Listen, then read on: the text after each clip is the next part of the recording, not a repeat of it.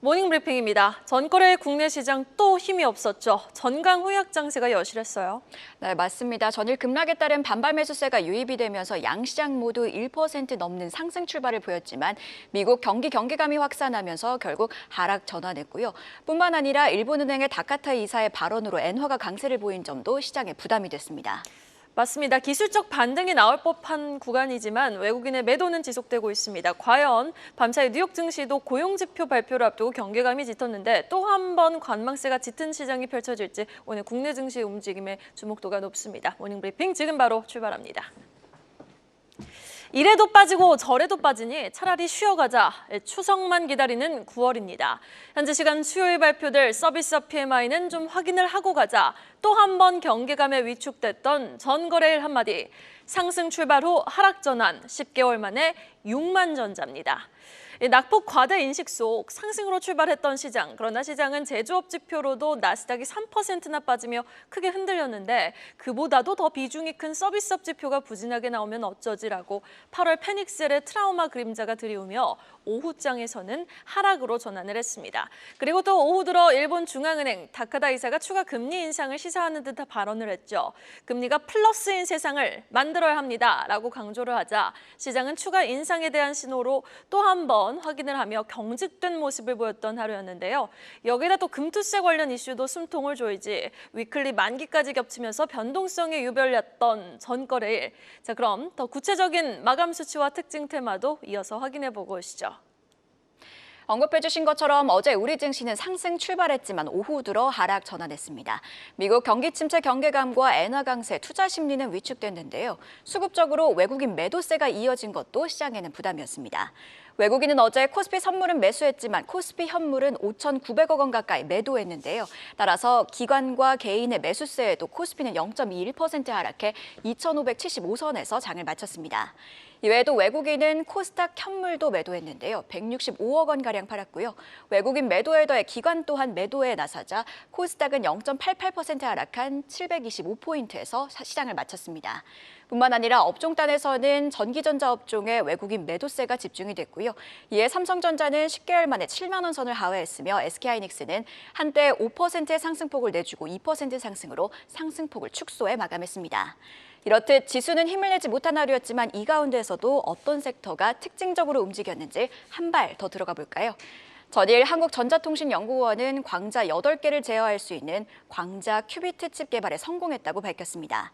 이는 세계 최초로 이런 성과를 내놓자 양자 컴퓨터 사업에 대한 기대감이 커졌고요. 이에 양자 관련주죠. ISDK와 PPI는 상한가 터치했습니다. 이외에도 강원랜드는 장전 공시를 통해 문화체육관광부로부터 카지노 확장 허가를 받았다고 전했습니다. 여기에 중국과 일본의 연휴 대목에 따른 기대감도 더해지며 관련주들은 빨간불 켜냈는데요. 강원랜드는 7%, GKL은 4% 강세 보였습니다. 마지막으로 통신주들은 경기 침체 우려 속 방어주로서의 매력이 부각되면서 상승 곡선을 그렸는데요. SK텔레콤은 3% 오르며 신고가를 경신했고요. LG유플러스는 1% 강세 보였습니다. 그럼 이외에도 어떤 섹터가 시장을 움직였는지 추가로 확인해 보시죠. 네, 이렇게 양자하모 그리고 카지노, 통신주가 선방은 해줬지만 지수 종목인 삼성전자가 2023년 11월 이후 6만 전자대로 다시 마감을 하니 지수가 또 한 번 하락 마감할 수밖에 없었던 목요일장. 자, 그럼 오늘은요. 알리의 배송까지 밀릴 수 없다. 부랴부랴 삽뜨며 치열한 경쟁 모드에 돌입한 유통사, 물류 관련주 한번 자세히 톱어보도록 하겠습니다. 먼저 하락장 속에서도 전날 물류주의 강세가 돋보였던 배경부터 짚어볼까요? 다음 페이지 보겠습니다. 쿠팡이 움직이기 시작했습니다. 지난 3월 로켓 배송, 그러니까 주문을 하면 당장 다음 날 새벽에 도착하는 이길 배송 시스템을 지방 곳곳으로 확대하기 위해 3조 원을 투자한다고 밝혔던 쿠팡. 그 세부 실행 계획을 6개월 만에 내놓았는데요.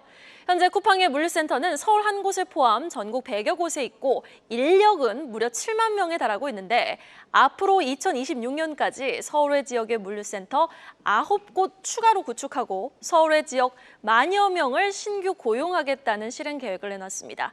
벌써 천안 통합물류센터는 500명을 목표로 채용 중에 있고요. 대전, 광주도 다음 달까지 물류센터를 준공할 계획입니다.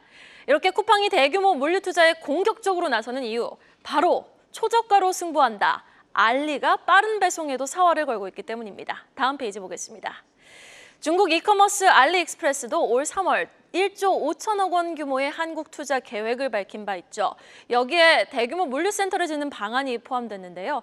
사실 중국 산둥성이나 옌타이에 있는 한국 전용 물류창고도 9천 평 정도로 무려 축구장 4개 크기의 사이즈로 아주 공격적인 수요에 대응하기 위해 확장을 한 바 있는데, 더 나아가 알리는 한국 소비자들을 위해 중국 직구 상품뿐 아니라 국내 대기업 브랜드 상품까지 서비스하기 위해 한국 물류센터에 그 물건을 쌓아뒀다가 소비자에게 빠르게 배송하려는 목적을 드러냈죠. 인지도를 높이기 위해 올해부터 광고 모델로 마동석 씨나 탕웨이 씨를 기용하면서 5일 이내 배송 보장 서비스를 위해 CJ 대한통운과 손을 맞잡았습니다. 이뿐만이 아닙니다. 오프라인 유통사들의 물류 투자도 줄을 잇고 있는데요. 편의점 CU를 운영하는 기업이죠. BGF 리테일은 지난 화요일 부산에서 신규 물류센터 기공식을 열었습니다. 이번에 2,200억 원이나 투자를 했고요. 후년이 되면 2026년 하반기가 되면 가동에 들어가게 되는 BGF 리테일의 부산 물류센터. 사실 BGF가 알리 쿠팡과 직접적인 경쟁 관계는 아니지만 주된 고객층이 알리 테무와 또 겹치지 않습니까? MZ세대인 20, 30대 젊은 층에 몰려있는 만큼 BGF 리테일은 인기 있는 신상품을 빠르게 전국 편의점에 공급하기 위해 공격적인 물류센터 투자 단행에 들어간 모습입니다. 다이소도 마찬가지입니다. 지난 7월 무려 4천억 원을 투자해서 세종시에 물류센터를 착공했습니다. 금융권에서는 지금 부실 채권 시장에서 물류센터 투자 기회를 찾으려는 움직임도 본격화되고 있는 모습입니다. 다음 페이지 보겠습니다. 관세청에 따르면 지난해 우리나라의 해외 직구 금액은요, 역대 최대치를 달성을 했습니다. 현재 국내에서 운영 중인 직구 업체는 쿠팡과 알리익스프레스, 아마존과 협업 중인 11번가 등이 있는데요. 쿠팡과 알리익스프레스 모두 점유율이 8% 중반대로 비슷해서 경쟁이 아주 치열한 상황이죠. 물론 알리익스프레스의 품질에 대한 신뢰도는 여전히 좀 풀어가야 할 숙제지만 취급 품목 수가 1,000만 개가 넘는다는 건 독보적인 강점으로 작용할 수밖에 없겠죠. 쿠팡과 알리의 한국 투자 계획 한눈에 정리해 보겠습니다. 앞서 살펴보셨던 쿠팡의 2026년까지의 3조 원 이상 투자 계획, 알리는 그의 절반 수준이지만 3년간 1조 4,400억 원이나 투자를 한다는 계획을 밝혔습니다. 빠른 배송은 인프라 구축이 관건인데 사실 수치로만 보더라도 이제 걸음마를 뗀 중국 기업들에 비해 쿠팡의 시설 규모나 향후 투자 금액이나 모두 압도적인 게 사실인데, 국내 이커머스 시장은 급속도로 잠식해가고 있는 중국 기업들이라 하지만 배송의 경우 아무리 공격적 투자를 단행해도 쿠팡이 더 세게 나와버리니 이 알리와 테무 모두 일정 기간은 국내 택배업체와 동행을 이어갈 수밖에 없는 상황입니다. 자, 그럼 이에 따라 움직일 수 있는 물류 관련주들 하나씩 살펴보시죠. 먼저 어제 가장 많이 오른 종목 KCTC입니다. 종합 물류 기업으로 주로 해상 운송을 진행하고 있고요. 터미널과 물류 창고도 운영 중인데 특히 쿠팡과 업무 협약을 맺은 바 있어 쿠팡 관련주로 알려져 있습니다. 주가 어제 장중에는 6천 원 돌파에도 성공을 하면서 8월 전고점이었던 7천 원 수준에 부쩍 가까워졌습니다. 다음은 CJ 대한통운입니다. 2분기 성적 예상치에 부합을 했습니다. 3분기 택배 물동량은 신규 고객 확대로 더 증가될 전망 속 글로벌 사업부도 하반기 수익성 개선이 예상되고 있습니다. 주가는 전날 5.7% 상승 마감했습니다. 하지만 7월부터 긴 박스권 구간을 탈피하지는 못하고 있는 모습이네요. 다음은 동방입니다. 이 항만 및 물류 거점을 통한 물류 산업을 영위 중인 기업인데요. 2018년부터 쿠팡과 물류 전담 운송사로서 계약을 맺은 상태입니다. 주가는 전날 5.5% 오름세를 보였습니다. 마지막 한진입니다. 중국 직구 물량 확보에 공격적으로 나서고 있는 기업인데요. 주가 보시면은 전날 2.6%대 빨간불을 켜면서 거래를 마쳤습니다. 자, 쿠팡이 더욱더 공격적으로 나선다. 그리고 이를 손 놓고 볼 수만은 없다. 물류 시스템 구축 확보에 더욱더 치열한 각축전을 펼칠 수밖에 없는 유통 공룡사들. 우리는 이렇게 재료가 부재한 시장 속 종합 물류 관련주들의 움직임 좀 주목해 봄직하지 않을까요? 계속해서 장 마감 이후 나온 공시와 일정도 확인해 보고 오시죠. 어제 장 마감 이후에 나온 공시도 살펴보도록 하겠습니다. 먼저 파마리서치는 유럽계 글로벌 사모펀드인 CBC로부터 2천억 원 규모의 투자를 유치했다고 공시했습니다. 이를 위해 제3자 배정 유상증자를 진행한다고 했고요. 확보한 투자금은 해외 M&A에 우선 활용한다고 전했습니다. 이 같은 소식은 시간의 거래에서 6% 올랐습니다.